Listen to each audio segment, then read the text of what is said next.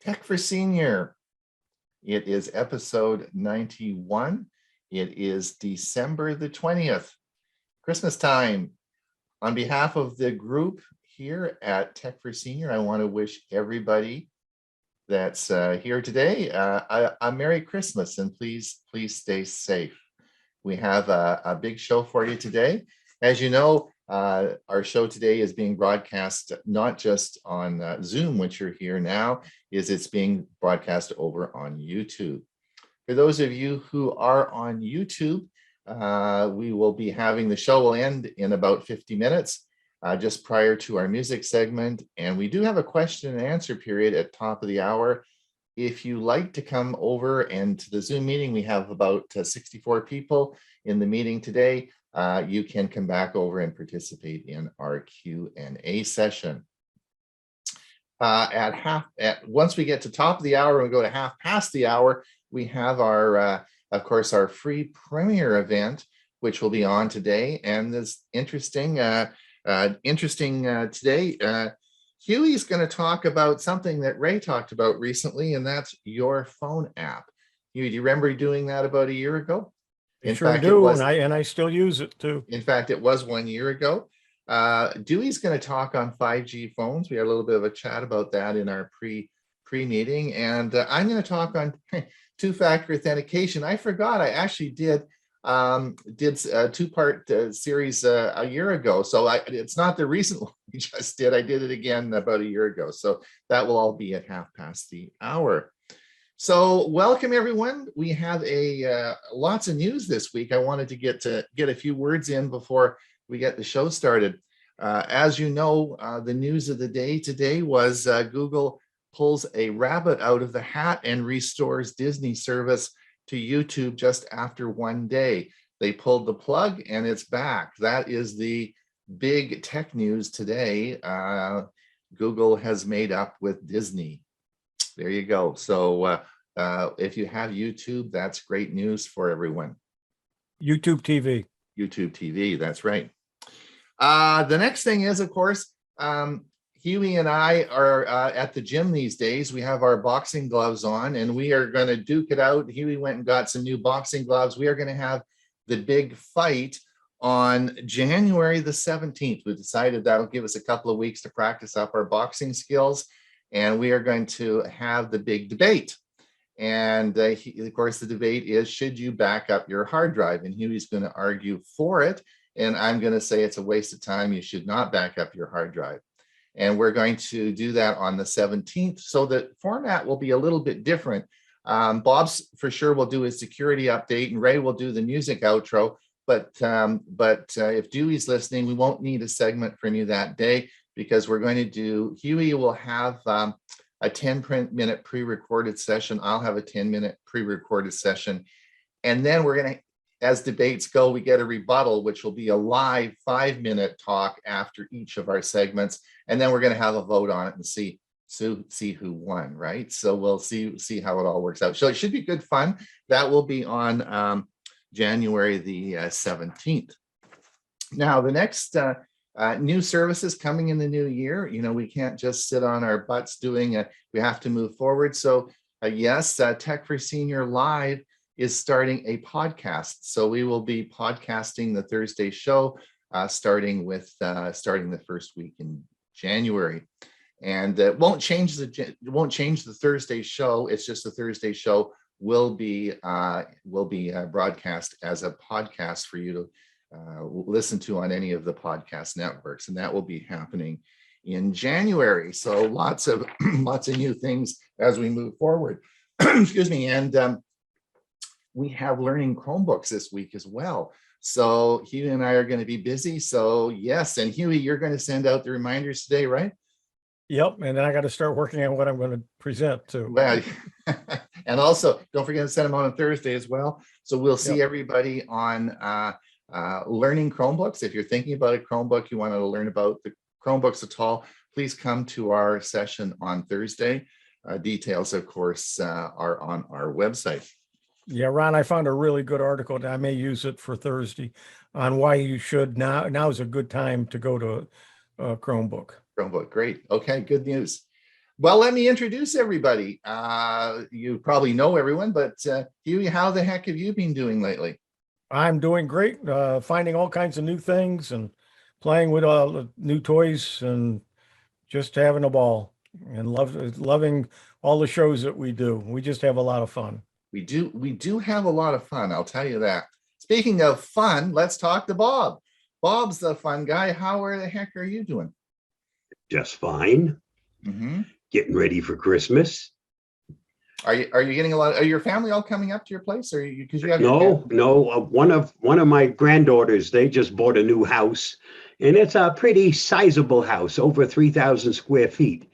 So along with buying the new house, and they have all the room, we are gathering at her house. Everybody will be bringing stuff, but that will be the gathering place. Very good, very good. And Ray, tell me, are you inundated with snow in the mountains there? Yeah. No, but we had a little bit about a week ago, maybe 2 or 3 inches, and it's all gone already, and I didn't have to shovel an inch. So that's the kind of snow I like. Here today, gone tomorrow. Well, Dewey's sitting there. He's got a big smile on his face because, of course, well, I'm not going to say it never snows in Mesa. There was a couple of cold December days in Mesa a few years ago where we did get some snow. So, but he's generally smiling because, of course, it doesn't generally snow in Mesa, right? Right, Dewey? That is correct. Years ago, once we had as low as 17 degrees. I had to cover my orange tree with a tarp and put an electric heater in it to keep it from freezing up. But it's been very nice here. We haven't gotten any lower than about 40, low 40s overnight so far. But all is well. And Bill, what's Oklahoma doing? Muted. It's cold today, but I understand that next week we're going to have an 80-degree day. I'm wondering if that will be Christmas Day, but it'll be interesting to see how that happens. But I hope you read my article tomorrow. It's going to be a real surprise and rather interesting. I won't let out any more about that. All right, very good. Well, I keep ordering those. Most of your gadgets, I order them. I think I'm going to order one of these just for curiosity. The problem is they take forever to come. They're not sort of readily available. Yeah, they're kind of off on. A lot of them have the offshore presence. I think this one's local though. Okay. Well, at least in the U.S. All right, that's good. Well, anyway, that's good. We look forward because remember, everyone, the newsletter comes out on Tuesday and Saturday, and in the Saturday edition, you will see the schedule for our Monday show. So if you want to find out what's on the show on Monday, look at it on Saturday. And of course, you probably all saw my intro, my airplane airplane ride to introduce the show today that we put out a couple of days ago. Did my buddy Gord, he's the pilot that flew the plane. Is Gord here? I don't know. Unmute yourself, Gord, if you're here. He said he might come on.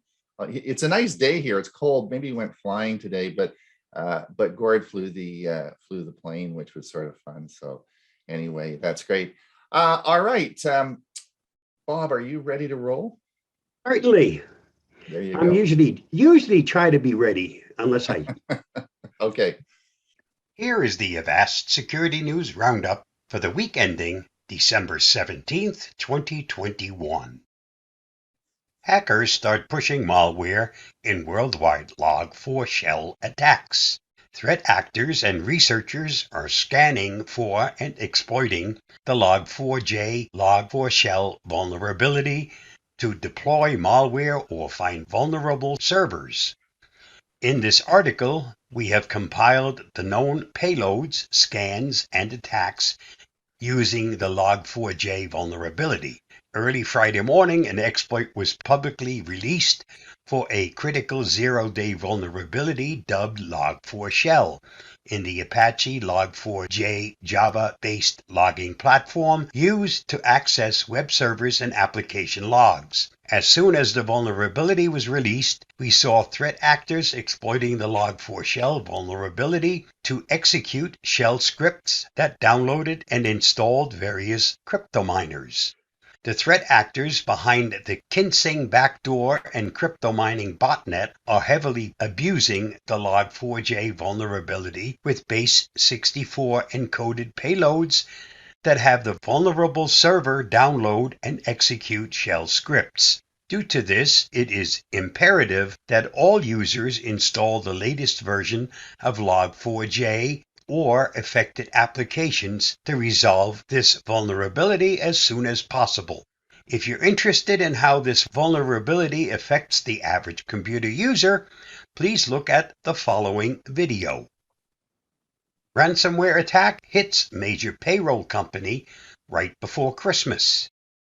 Kronos reported the attack on December 11th, but it wasn't until December 13th the company warned it might take several weeks to fully restore functionality.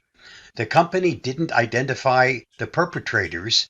It also couldn't completely rule out a connection to the recent Log4j vulnerability, but went through rapid patching and supply chain checks to make sure its systems weren't susceptible. The Kronos incident illustrates the sheer breadth of ransomware victims in recent months, including a meat supplier and a key oil pipeline operator. It also underscores the fragility of modern workplace technology. While a payroll company might not be considered critical infrastructure like food or fuel providers, a cyber attack against it can still deal significant economic damage. ALF-V, or Black Cat, this year's most sophisticated ransomware. The new ALF-V ransomware operation, also known as Black Cat, launched last month and could be the most sophisticated ransomware of the year, with a highly customizable feature set allowing for attacks on a wide range of corporate environments. The ransomware executable is written in Rust, which is not typical for malware developers, but is slowly increasing in popularity due to its high performance and memory safety. Like all ransomware as a service operations, the ALF-V Black Cat operators recruit affiliates to perform corporate breaches and encrypt devices. Black Hat claims to be cross-platform with support for multiple operating systems. Bleeping Computer is aware of multiple victims targeted with this ransomware since November from numerous countries, including the US, Australia, and India. Ransom demands range from $400,000 to $3 million, payable in Bitcoin or Monero. However, if victims pay in Bitcoin, there is an additional 15% fee added to the ransom. With the Black Matter and Revil ransomware operators shutting down under pressure from law enforcement, it has left a large void waiting for another threat actor to fill. It is very likely that ALF-V, also known as Black Hat, is the one that has a good chance of filling it. Read the full story on Bleeping Computer. Lenovo laptops vulnerable to bug allowing admin privileges. The discovery of the vulnerabilities was the work of researchers at NCC Group, who reported their findings to Lenovo on October 29, 2021. The computer maker released a security update on November 17, 2021, while the relevant advisory was published on December 14, 2021. All Windows users with Lenovo laptops or desktops running the IM controller version 1.1.20.2 or older are advised to upgrade to the latest available version, 1.1.20.3. For instructions on how to check for your version of IM controller and to see all the details about this vulnerability, see the article at Bleeping Computer. Censorship and Sybil attacks threaten Tor. Anonymity service Tor has been blocked by the Russian government and impersonated by an unknown bad actor. Russia's Federal Service of Supervision of Communications Information Technology and Mass Media, known as Roskomnadzor, blocked the main Tor site last week, cutting off the service from about 300,000 active Tor users in the country. Roskomnadzor claimed the sharing of illegal content was the reason for the block. This is equivalent to banning the internet because people share illegal content, commented Avast security evangelist Louis Carones. We all agree that certain types of content can be illegal, child pornography being a good example. And what authorities have to do is to enforce law and prosecute those violating it, not ban a tool that provides anonymity and is widely used by citizens in certain countries trying to protect themselves from authoritarian government. For more on this story, see Ars Technica. China tries COVID misinformation campaign on Meta. Meta took down 524 Facebook accounts, 20 Facebook pages, 4 Facebook groups, and 86 Instagram accounts as part of an investigation on an influence operation allegedly launched by the Chinese government to spread misinformation on COVID research. The campaign centered around a Swiss biologist named Wilson Edwards, who claimed that the U.S. was pressuring World Health Organization scientists studying the origins of the virus. According to the Swiss embassy in Beijing, Wilson Edwards does not exist. Upon the announcement, Meta took down the posts and began an investigation. For more, see The Verge. Billions of Wi-Fi and Bluetooth chips have coexistence bugs. Researchers have proved that it is possible to extract passwords and manipulate traffic on a Wi-Fi chip by targeting the device's Bluetooth component, though Wi-Fi and Bluetooth are two separate services on the device. They share the same resources, such as the antenna or wireless spectrum. Using multiple flaws in chips architecture and protocols, those shared resources can be used as a bridge to launch lateral attacks that include code execution, memory readout, and denial of service. Because the coexistent bug takes the advantage of the chip's physical architecture, the threat will exist until new chips are created.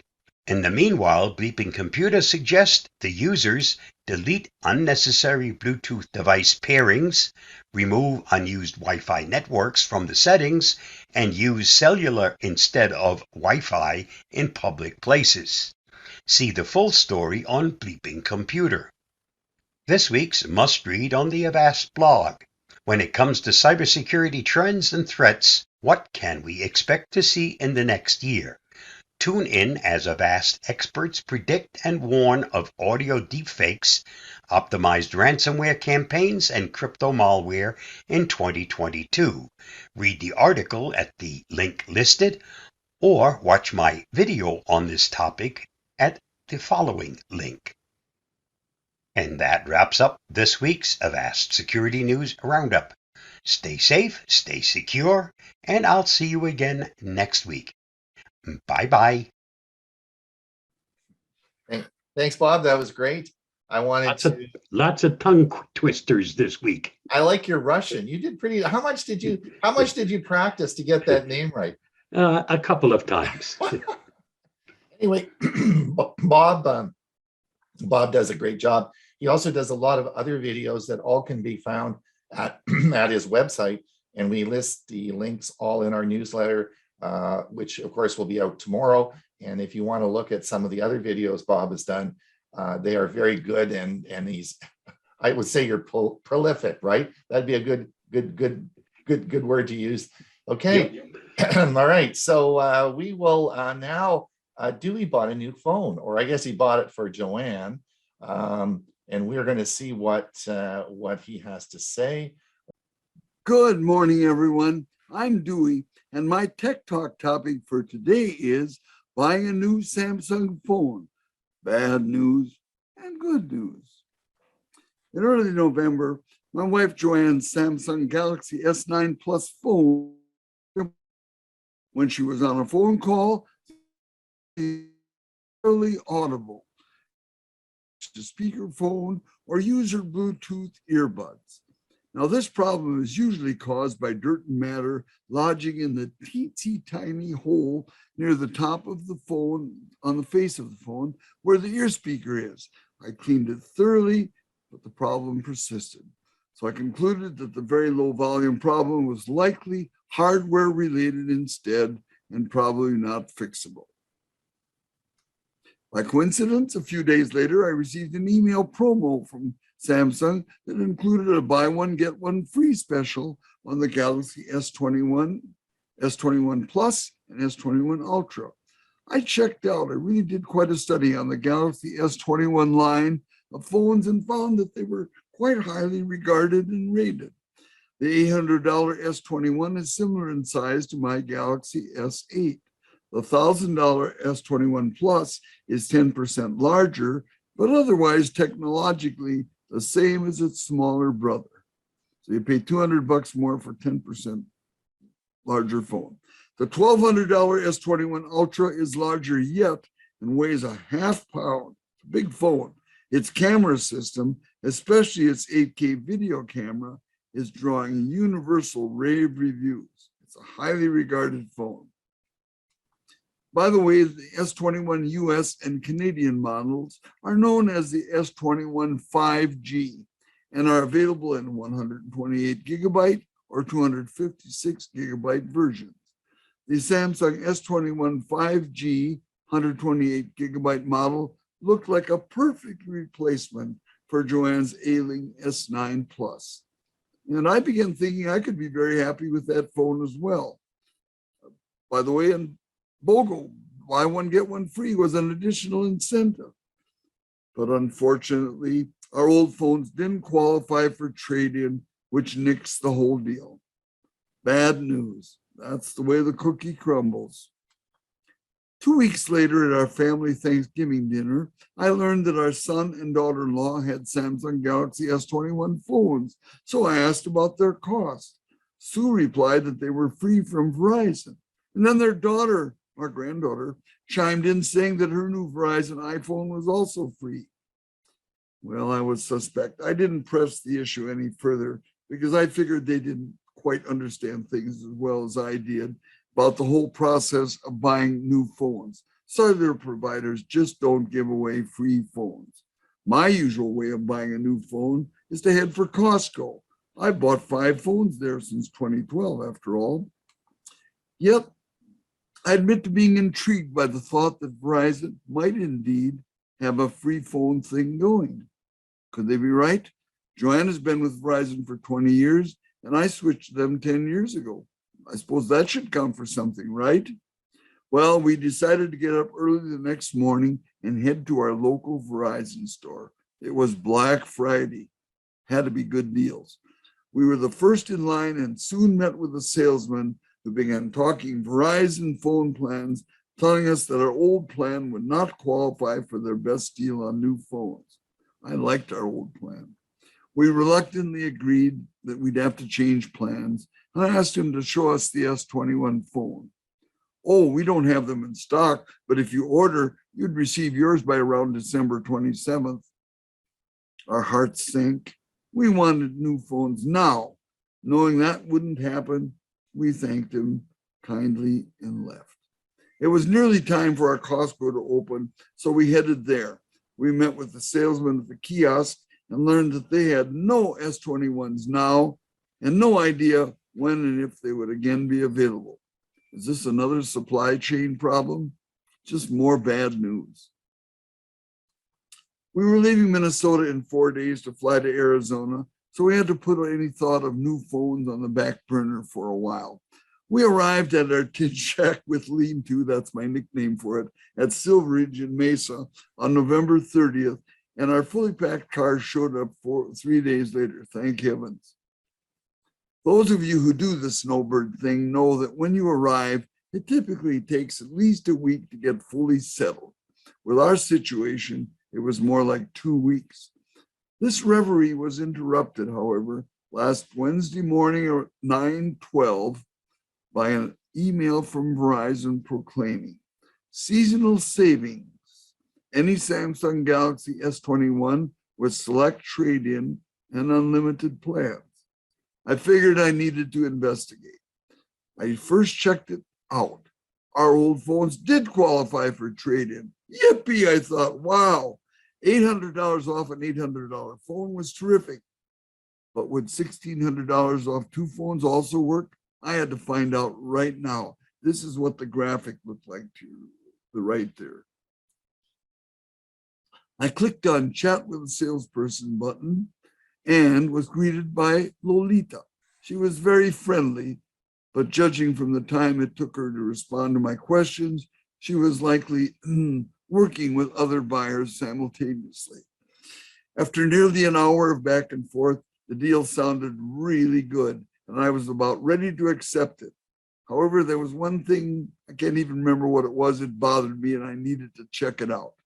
But when I returned to reply to Lolita, the chat page was gone. Poof, everything had evaporated. Bad news galore. My countenance would be set with exasperation and disgust. So I closed down my computer. I'll tell you, the juice had fled this turnip.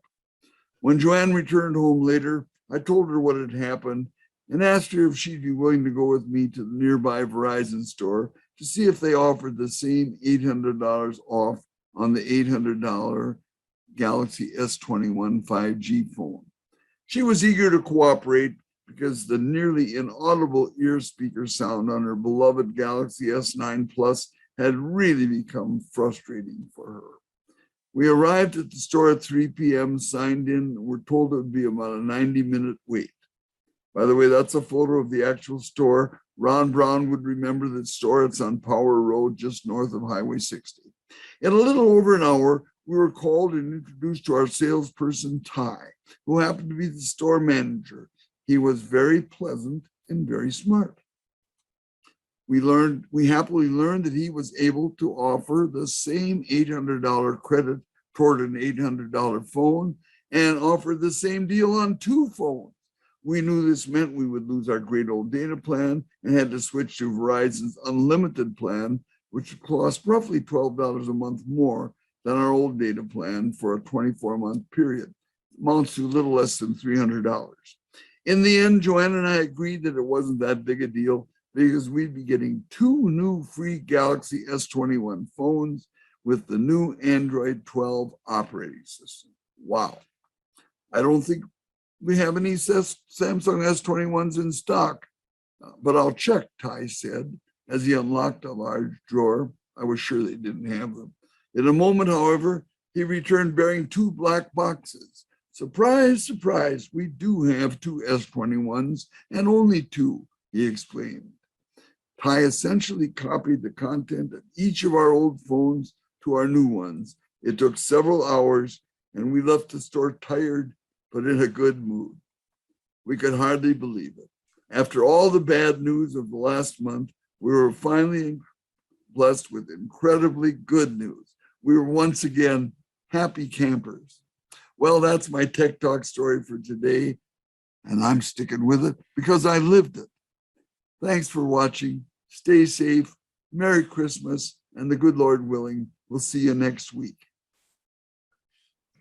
Well, that's a happy end to a story. Wow. Well done, Dewey. Thank you so much. So what do you think of the phones? Do you like them? Like them very much. I like the new Android 12 operating system very much. I can tell a lot of differences. It's a great change. Right. I would say that generally, in my experience with cell phone companies, if you go down to and meet the salespeople, you usually get a much happier experience than doing something online.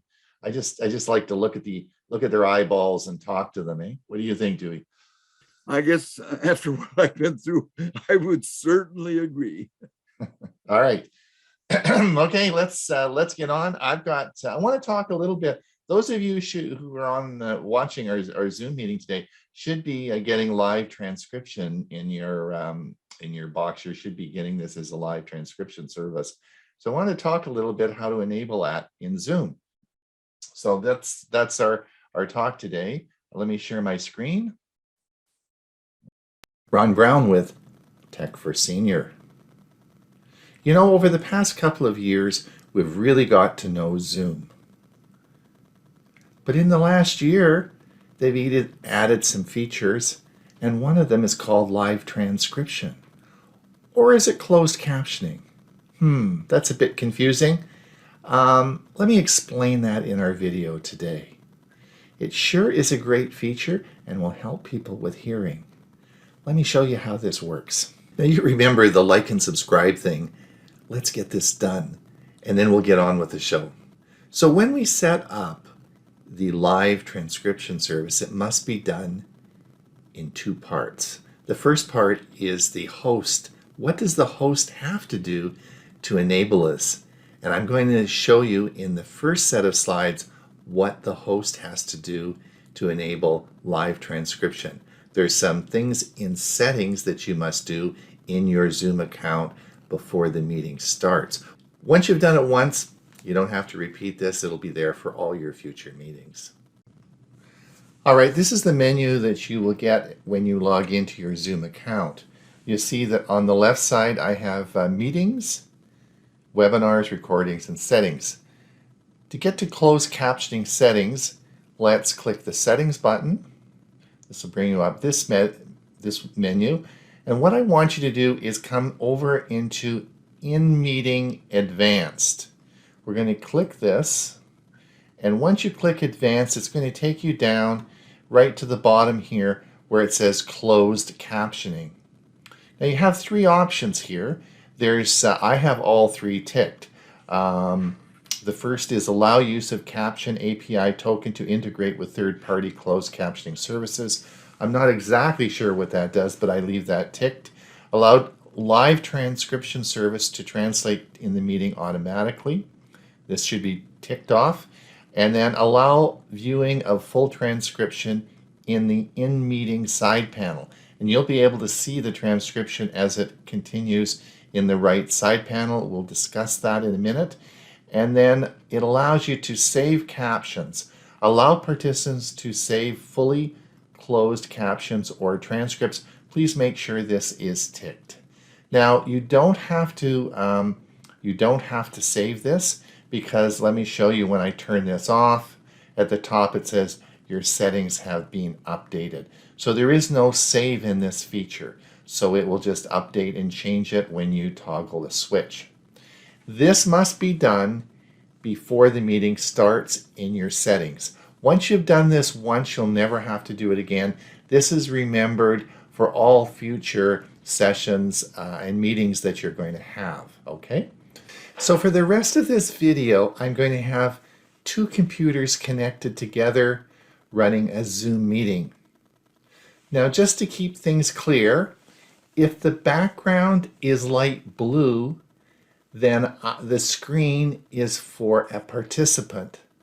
If the background is a light green, then the screen is for a host. And we will be moving back and forth between two different screens. So to keep it easy for you to understand, I've made blue for participants and green for host.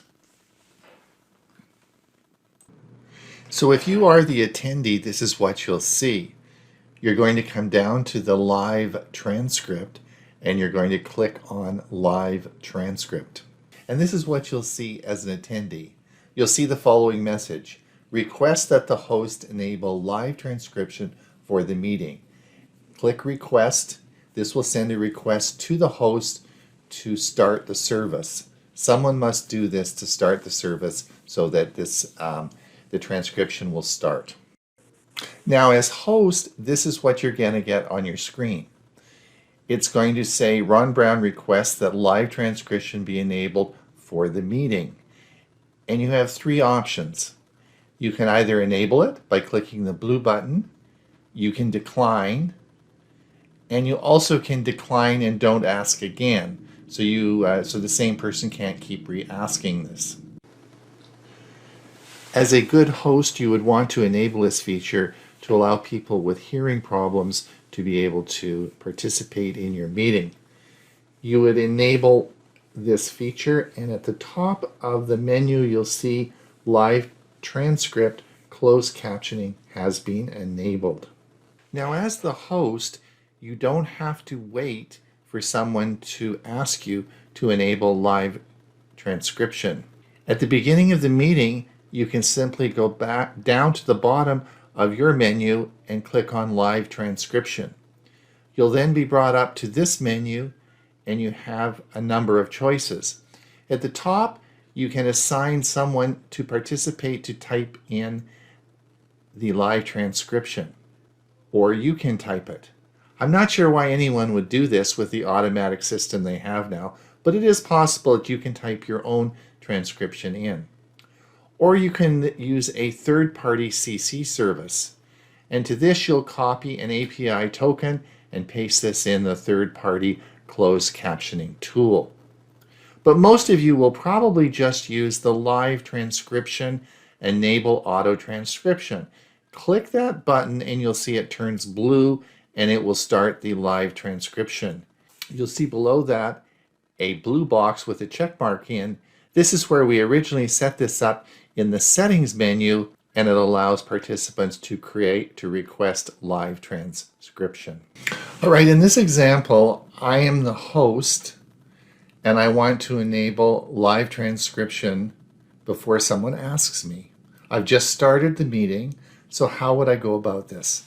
So if you come down in the bottom, we'll see live transcription.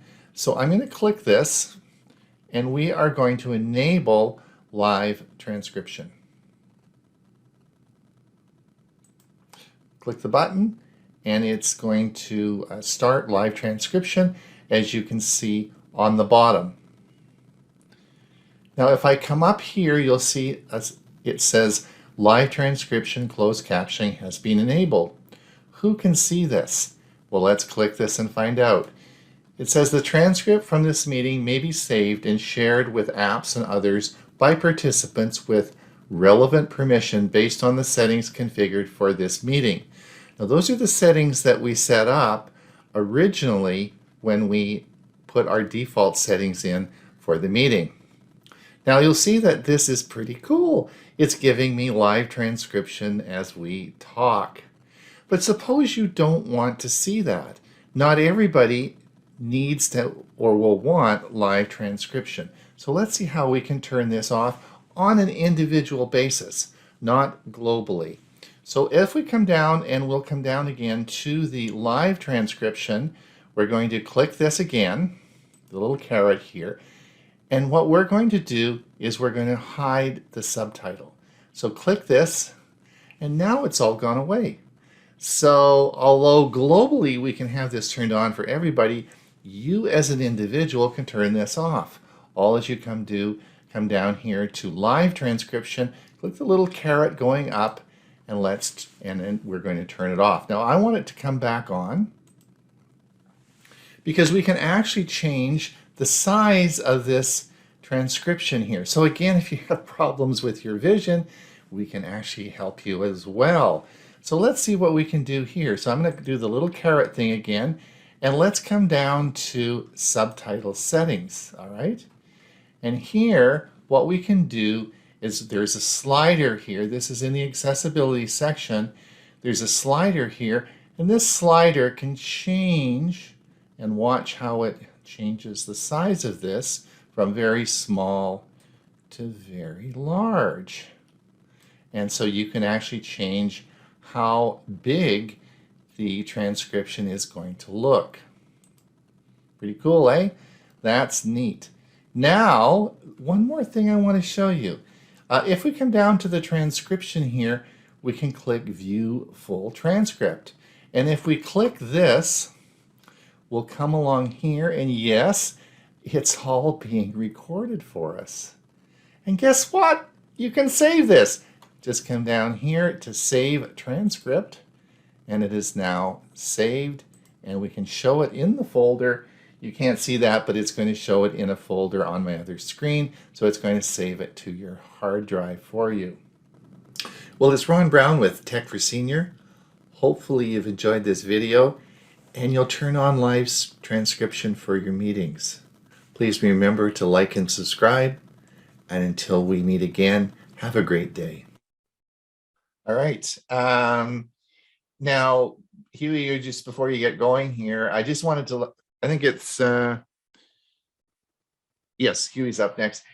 Just before, I wanted to let everyone know, it was a mystery to me in the settings of the host why you would not want someone to record the live transcript. If you remember back in the original settings that the host has, it's a separate item to save the transcript or not. And I always wondered why that was so. But in talking to some people since I made the video, it has to do with copyright. If you were, suppose you're doing a conference, it's a paid conference, and you use copyrighted material in that, you don't particularly want that to be transcribed and saved. And that's why it's a separate item. And in our case, in Tech for Senior, we want you to use all the material. So if you want to save the transcript of the whole thing, you can simply do that. It's being recorded now for you. All right, Huey, go ahead. Tech for Seniors present the website of the week with Hewie Poplock. Please like this video and subscribe to our channel. Website of the week, number 6. I'm Hewie Poplock. Today we're going to be talking about Radio Garden. The website is radio.garden. This is what it looks like. We're going to do a demo in just a bit. Radio Garden invites you to tune into thousands of live radio stations across the globe. Radio Garden is based in Amsterdam, the Netherlands. Their dedicated team is hard at work attending to the garden on a daily basis, planting seeds for the future and keeping the weeds at bay. Those are their words. In 2018, they launched mobile apps for both iOS and Android platforms. In 2019, they introduced the ability for users to search for their favorite stations and places. In early 2020, they launched a major redesign of Radio Garden. Rebuilt from the ground up as a mobile-first experience, it lays the groundwork for future developments. Radio Garden and its iOS app, Radio Garden Live, presents a Google Earth-like globe of the world. As you spin around it, myriad green dots appear. Each dot represents one place, a city or a town, where there is at least one radio station. Tap on any of them and you're listening to that station. It sometimes takes a moment for them to start as the connection is buffered. And Radio Garden, quite subtly, plays the sound effect of an old-time tuning in. But it's never more than a moment's delay before you can hear the station relayed live. If you like the station, you can mark it as a favorite, and you really should. Fortunately, there is a search feature. If you know the name of the station, enter the station name or the region where it's broadcasting from, and Radio Garden will first show a list of the most popular stations there. You can then tap to see the complete list of location stations available in that area. And whichever way you find a station, you can then share it with others or tap to see where it is located on the globe. Radio Garden works on iPhone, iPad, Android, Chromebooks, Mac, or a PC. Radio Garden is free, ad-supported app on the iOS App Store. There's an in-app purchase of $2.99 to remove the advertising. There is an Android version of the app that does work on Chromebooks. For the demo, I'm using the browser version on my PC. Here's how it looks in the Chromebook Play Store and on the Chromebook. If you have it full screen, it's going to look like the left. If you have it partial screen, it will look like it is on the right. Here is a screen capture from my Samsung Android phone and from my iPhone before you install the program. Here's how it looks like on the Chrome browser on my PC. We're going to look at that in just a moment. Please note, due to copyright issues, when I go to a radio station, you will not hear the broadcast. To listen to any stations on Radio Garden, you'll have to visit the site or use the app. When you try the site, you will hear the actual radio station live. There's no static, and all stations are so very clear. So let's look at Radio Garden. This is Radio Garden. it looks a lot like Google Earth. As you move the globe around, you can see all those green dots in this general area here. As we zoom in, let's move into that area. We're in Stuttgart, Germany. And you will see over here on the left, it shows Stuttgart. That's the city we're in. It shows 22 radio stations are available to listen to. And here are some of the selected ones, but you can also look at all 22. Now you can't hear. I'm listening in my headset, and I am hearing a radio station. You can't because of copyright issues. I can't record those. So, but you can go to a radio station here, and I'm listening some rap music.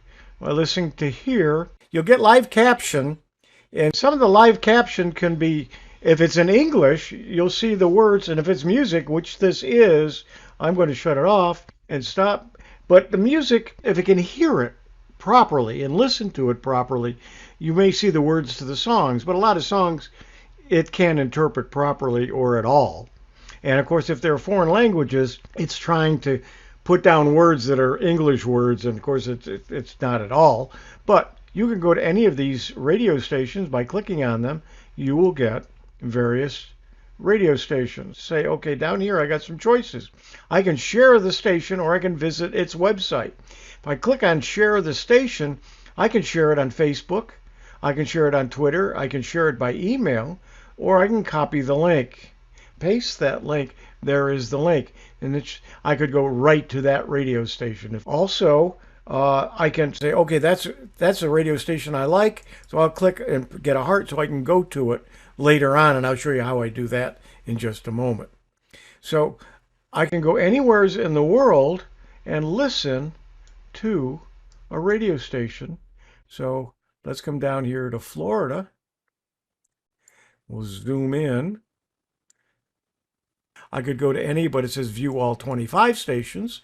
And so it looks at all 25 stations in the area. Now, some of them are streaming, some are not actual over-the-air radio stations, and not all radio stations are here. I went to one city where I know there's several radio stations, and none of the ones that I was familiar with showed up. But here's USF, the University of South Florida.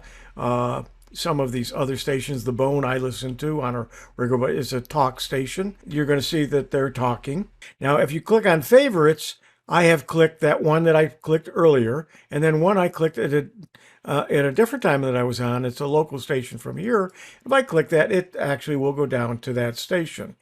If I click this one, it'll go back over and go to Germany, bring right into that station. So let's say I want to WDBO.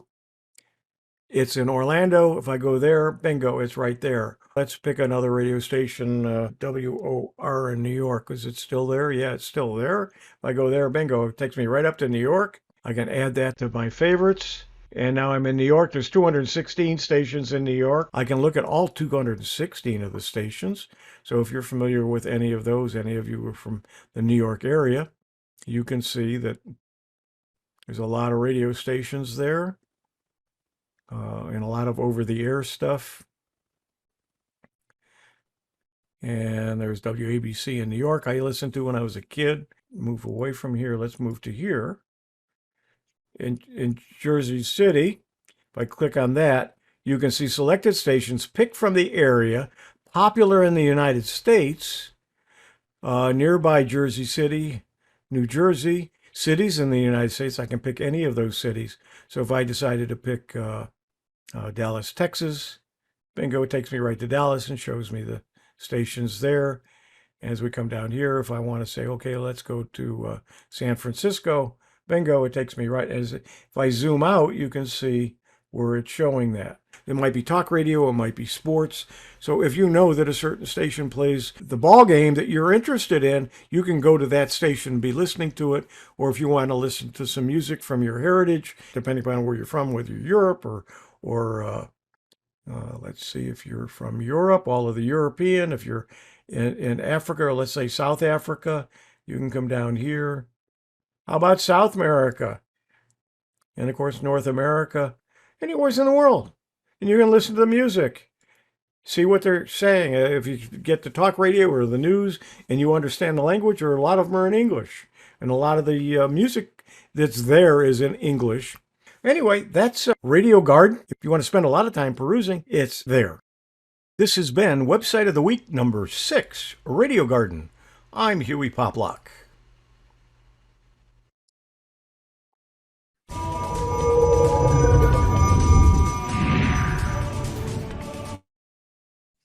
That's it. There you go. Thanks, Hewie. That was very interesting. I'm anxious to try it out. It looks good. Ray, Bob, are you ready to roll?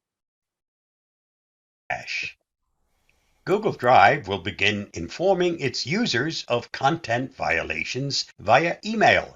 Many folks were falsely under the impression that files stored on Google Drive were not subject to any rules.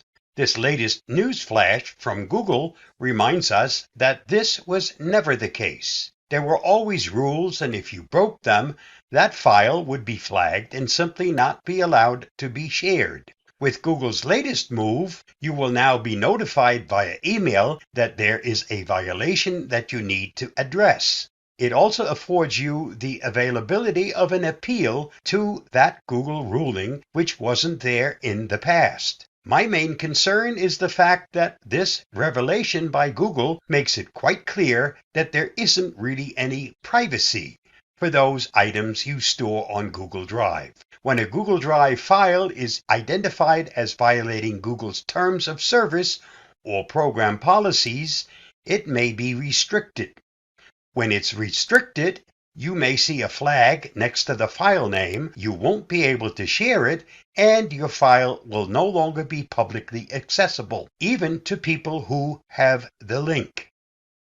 If you use Google Drive for everything, do not store things there that don't belong. On one side of the coin, you must keep in mind that Google is still a company and your storage is still not completely private if you consider how artificial intelligence and machine learning combs through to find things that violate the service's terms. On the other hand of the coin, anyone who is caught up in practices that match anything listed on the abuse program policy should be caught, and they'd have to be extremely dumb to use cloud storage for those kinds of things anyway. Thanks to Chrome Unboxed for their excellent article on this topic. Just follow the link below. Stay safe, stay secure, and realize there is a difference between privacy and security. More security news flashes as they break. Thanks, Bob. There may be some questions about that in the Q&A. This is an interesting topic, eh? Interesting. Yep. We talked about it last Thursday on our We show. sure did, and we had quite a bit of back and forth as to what and what not. So, Yeah. Yep. All right, Ray, are you ready to roll? Let me say goodbye to those folks over on YouTube. Thanks for coming. We're now moving into our YouTube segment. So I want to say, or our music segment. So I want to say goodbye. We'll see you same time, same place next week. We still have lots of room over here on our Zoom meeting. If you want to pop over and participate in the Q&A, you're most welcome. There you go, Ray. Take it away.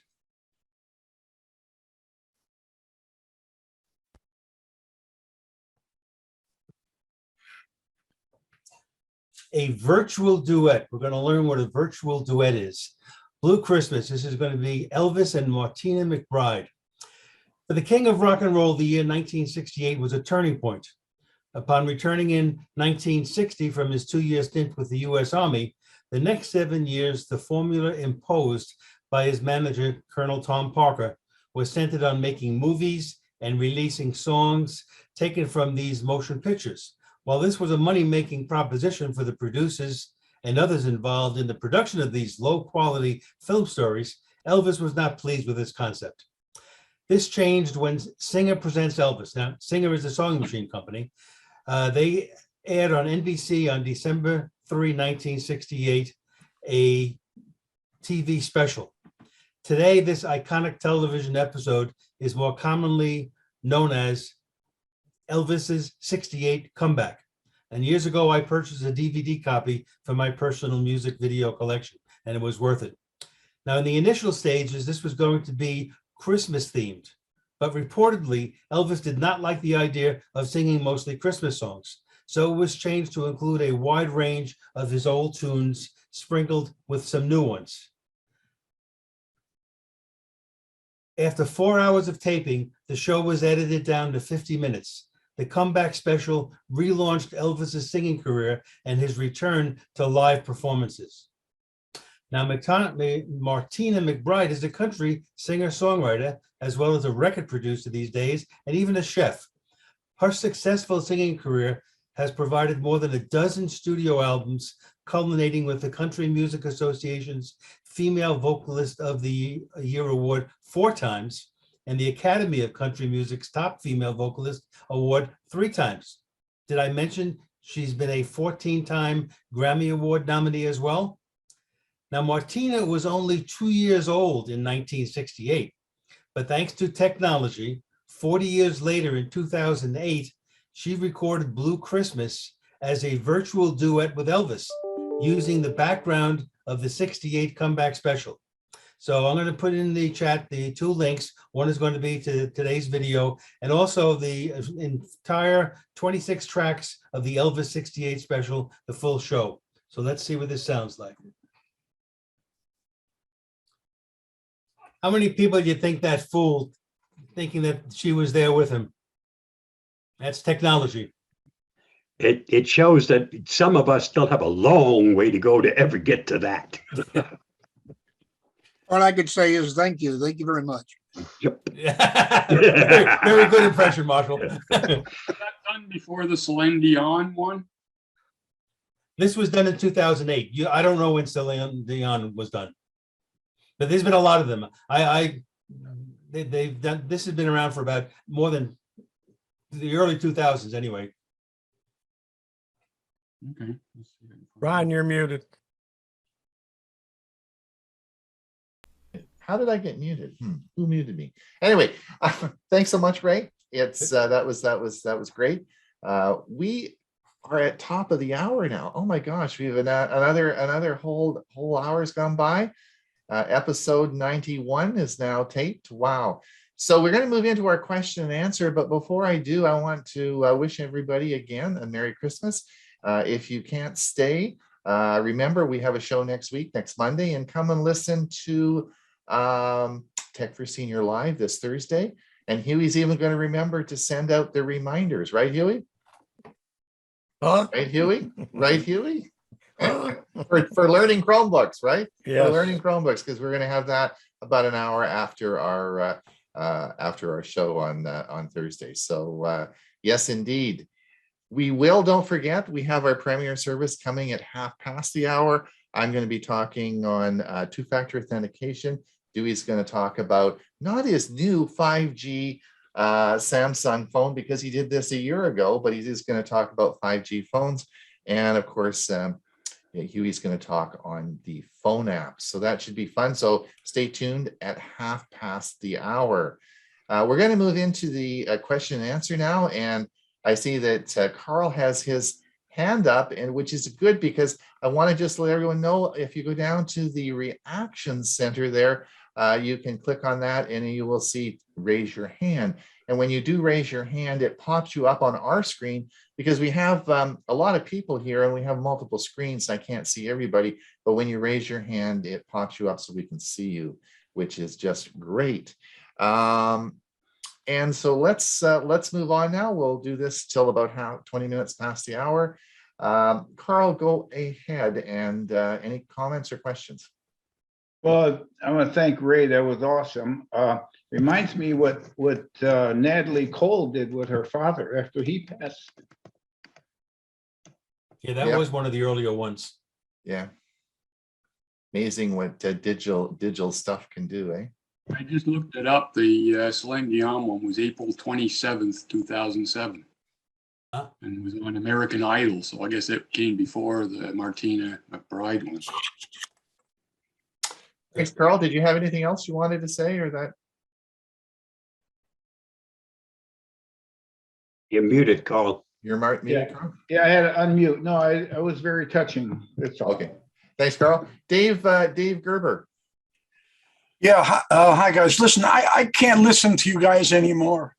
This is the last time I'll be able to come on because you guys are costing me too much money. Listen, you think you're spending money. You got to have these guys as friends. One guy tells me to buy a Chromebook, I buy a Chromebook. Somebody buys an Oculus, I go out and buy an Oculus. Someone goes out and buys a Portal TV, I go out and buy a Portal TV. My wife is getting pissed off. Now, those of you who are laughing can relate, because that's why you were laughing. Yep. Indeed. Do you like Dave? Do you like your Portal TV?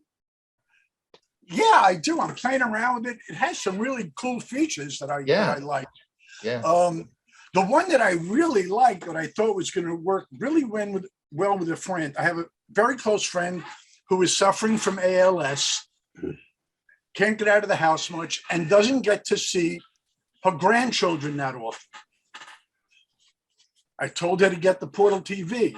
One of the cool things is this story time. I don't know if you played around with that, but it allows you to tell a story to, I guess, your grandchildren or children, depending upon how old you are. And you're in the story. Your image is in the story. It's really cool. They've done some really cool and unusual things that you can't find anywhere else. And I hope that it just continues to, they continue to upgrade it and add features, and it's pretty cool technology. It really is. And we use ours all the time now for Zoom calls with family and friends and our happy hour and all that sort of stuff. It really, really works well. Yeah. So thank you for nothing. Well, we got lots more gadgets to buy. Stay tuned. Stay tuned. Yeah, right. Hewie, did you want to mention something? Yeah, I did. And it was going to be for Dewey, and I don't see if he may have left us this morning or this afternoon, depending on where you are. But what I did want to mention was the radio garden. I know he was talking about watching newscasts from his home area instead of from Mesa. Well, he could listen to the radio station's newscasts using a radio garden. Yeah, I'm anxious to try it. It sounds like really cool technology. Yeah, I got lost in it for hours. It was so much fun. I wish I could have shared some of the music. So a lot of the music's in English when you're looking at other countries, but you can go anywhere in the world. If there are radio stations there, you zoom in and it turns from green to white when you're locked into that city, and then you can go to any particular radio station that they have on there. They don't have them all, but they certainly have a lot of them. BBC Radio. Neil, go ahead. Unmute and okay, there we go. I have a real quick question. How do I subscribe to the newsletter? I'm on the website and it's blank. I don't think you probably went to Tech for Seniors. You probably put an S in there. Go to www. I'm there. Tech for Senior and .com. And I've got your homepage with the live stream and all that kind of stuff. Right. And I scroll down and there's a square that says Tech for Seniors newsletter. Stay in touch to keep informed of new technology that affects seniors. And it's blank. There's no place to subscribe. That's probably you need to probably get rid of your cookies and relaunch it. There's no. I mean, I'm looking at the site right now, and it's right there. You can subscribe to it. So there's something interfering. There's something blocking the website. Okay, Neil, I might suggest Neil try a different browser. Yeah, if you've got one installed. And go to the same. I'll do that. URL. If I don't, I'll come back in a few minutes. Well, Neil, just if you scoop me off an email and just send it to admin@techforsenior.com, I'll put you in. I'll enter you in manually. Okay, just to make sure you get the newsletter. Well, I wanted to see what Bill was trying out the latest time. Yeah, it's cool. And I do understand it. it's pretty expensive. Yeah, but it's a lot of fun seeing all the different things that are out there. You don't have to buy all of them. You don't have to buy any of them, but I'm not like my wife. My wife can go out shopping for hours and hours and not buy a blessed thing. That's why I never go along with her. It gets too expensive. All right. Thanks a lot. Thank Now, you. is it Chris or Jim wants to ask the question or both? I wanted to mention that.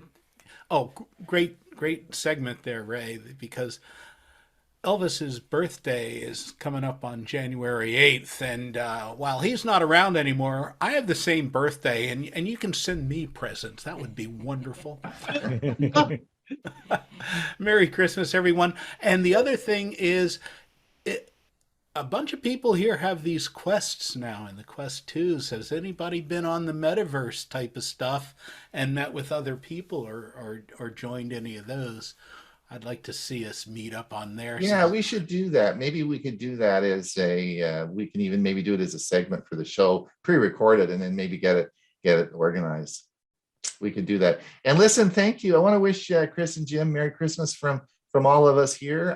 Thank you so much for supporting our show this past year. I know that you've been on multiple times to our show and you've been a big help. So if I don't see you before Christmas, you guys have a good Christmas. When are you leaving on your big trip to South America? January 1st, we leave. Oh, really? Yeah, New January Year's 1st Day. day. So we probably won't talk to you before. And you're gone, what, a month?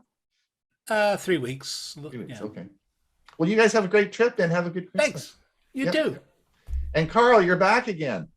Yeah, I want to comment on the radio garden. I have that on my phone, but I've got to tell you something. I don't know what that would have done for my career, because growing up in the 50s, early 50s, I'm 82, and I would bring home these high boy radios that people would throw out because TV was coming out, and I would hook it up to their antenna or aerial, however you pronounce it here, and listen to the shortwave listeners. I was a SWL, right? And I would get cards from shortwave stations around the world, and I thought that was so cool. This is a spoiler radio garden. And how I can remember trying to listen to a couple of different radio stations that were 50,000 watts, but they were far away. And I'd listen to about 4 radio stations at the same time, struggling to hear what song they were playing and trying to catch who was singing it and so on. And all the struggles. And now these anywheres in the world, and it's crystal clear. It's just amazing. I know what you mean, Carl. I put my Zenith Transoceanic up on the top shelf. Well, that was my career. I got into communications engineering. I ended up getting a master's in it, and that was my life. I retired 15 years ago, but that's what I did. Microwave networks across the country, and for GM and others. And I'm a ham radio operator. I've got a 60-foot tower next to my house. I put the tower up before there were zoning ordinances. So I'm kind of an unusual guy in my sub. Yeah, it's amazing. Those of us, I'm almost the same age as you, Carl. Those of us who grew up as this technology changed and so on, how much is available now that we just dreamed about or wondered if, didn't even imagine that it would be in place now. And now it's every day. And if you start thinking the kids that are even 18 or 21, so many things that we just take, they take for granted, that they have no memory of, the dial phones and a lot of things that seem like it was yesterday were so long ago that it's been an interesting life. I can really say that. Well, we remember not having TVs, not having the internet, computers. My goodness. So we've seen a lot of changes, but I imagine they'll see even more changes because the progression is so tremendous. Yeah, I can remember having classes on how to use a mouse, and kids 2 years old are using them now, and you don't have to teach them. It's part of them. I did said it the best. We have digital immigrants and digital natives. We're digital immigrants, but the digital natives got it way, way ahead of us. Yep. George, go ahead. You had a question?